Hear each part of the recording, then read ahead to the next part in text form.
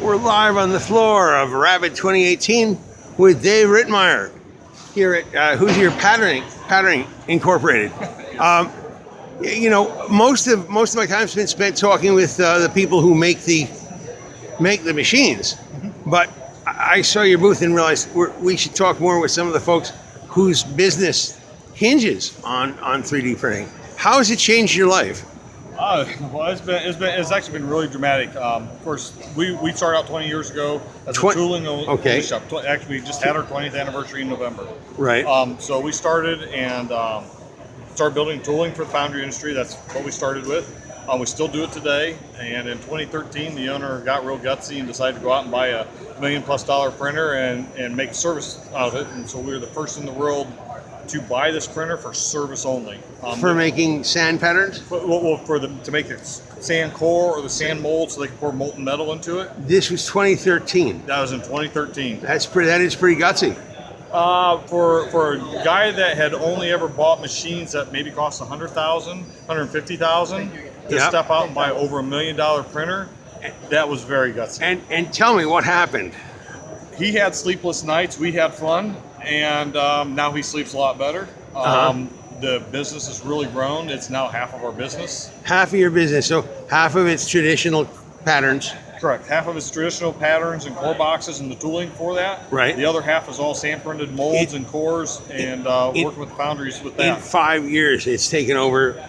Yeah. And it's obviously what you want to show me some examples of it and where it makes sense and where it doesn't, real quick. Absolutely. Yeah.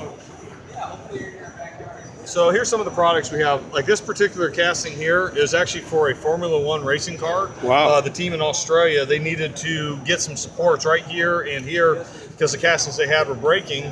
Right. If they would have went the traditional route, the tooling would have been around $60,000 and taken 12 to 14 weeks to make. Right. And instead, we had castings for them in about 3 weeks. And going from memory here, I think it was about $4,600. No.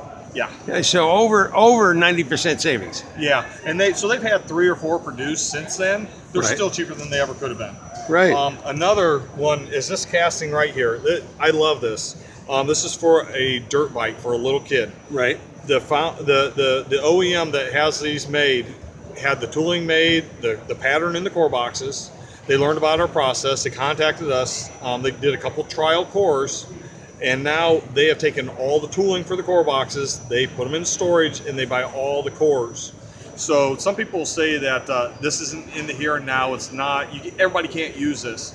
I have a little kid riding around, not my kids, but there's little kids riding around on dirt bikes that 3D printing was involved in. It's not aerospace. It's here and now. Right. So small, complicated parts, that's where it makes sense. Same as this cylinder here. This is for go-kart racing. Well, same thing. What is it? High performance manifold? It's just a cylinder for it's actually a cylinder. Yeah, it's a cylinder for I think it's kart 2. Okay. I don't know anything about the racing, but that's what I was told. And so the more complicated and smaller it is, the more it makes sense. Wow. And now this is reusable, or is that? No, that's one-time use. Once they pour the molten metal around it, they have to break it up to get it out of the casting. Just because I'm totally ignorant, how do you do that? How do you get the core out of there? Yeah. Once the molten metal, it's hot, it'll start to cook the binder, and it'll start to break down, and then they'll shake it out. Okay. Some will blast it out, blast it, but that's how they'll get it out. Now, that's a small V8. Yes, it is. It's a lot lighter than the full-size one. We printed that just to show the example of what you can do. And here's the core package that's used to make it. Right. It's just to show what can be done. Oh, okay. So, I mean that manifold is a dramatic example of stuff that you could do. Well, absolutely. When you get to break the rules, right? In pattern making and making traditional castings, there's certain rules that you have to follow. Right. By the cores for this casting, right? They can break those rules. You still have traditional. You have to have certain metal walls, and there's physics you can't overcome. Right. But like things like in injection molding, there's draft. Yes, you get to get rid of all that draft. You don't need the draft.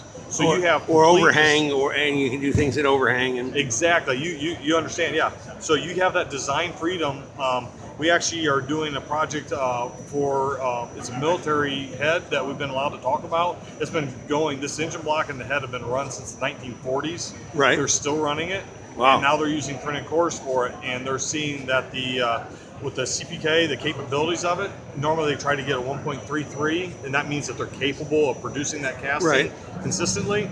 They were at 0.8. As soon as they went to, which is bad, obviously. Yeah. As soon as they went to the printed cores, they went to 2.6, which is higher than they've ever had. That's amazing.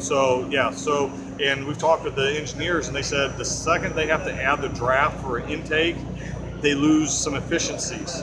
So now that they can get rid of that draft, they're getting the efficiencies back. If they can get the water jackets closer to the fire deck face, you've got more efficiencies. So it allows the engineers to get what they want. Dave, thank you so much. Absolutely.